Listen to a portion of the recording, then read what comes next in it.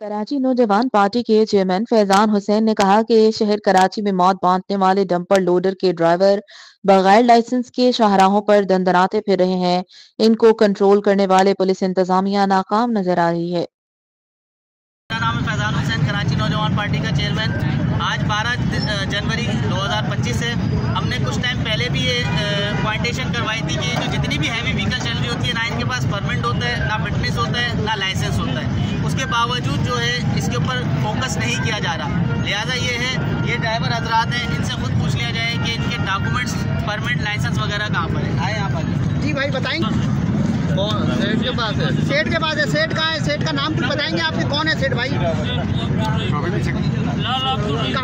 कहाँ से ताल्लुक है उसका? अयूब कोर्ट से ताल्लुक है। तो उससे क्या कॉल पे बात हो सकती है हमारी? तो कॉल पे बात करें आप उससे, अभी करें, हम ऑनलाइन है, आपको रिकॉर्ड है। पहले भी एक बार रोका था, वार्निंग दे के छोड़ा था। एसओ और डीएसपी साजिद जावेद साहब हमारे साथ मौजूद थे। तब भी इसके साथ ये इशू था कि इसको डॉक्यूमेंट दे के रोड पे नहीं निकाला था। आप बताओ, आपके पास डॉक्यूमेंट्स हैं, क्यों नहीं देता सेठ? तुम रोड पे निकलते हो, कल को किसी को कुचल दोगे, इसका जिम्मेदार कौन होगा? आप तो गेट सोतरोगे, भाग जाओगे। भाई आपको मालूम है ना कि आखिरी दफा आप कब रुके थे?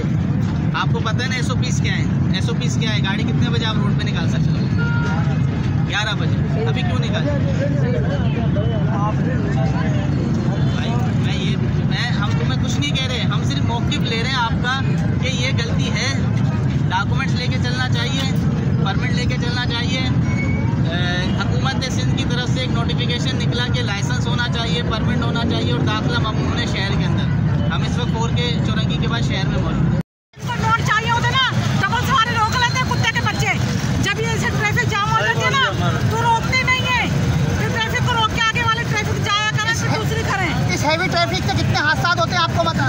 मालूम है? मेरा खुद हुआ था। क्या हुआ था बताएंगे? एक्सीडेंट हुआ था, बाइक से निकाले थे, लड़के जबरदस्ती निकाली थी गाड़ी से। क्या अपील करेंगी आप हुकूमत?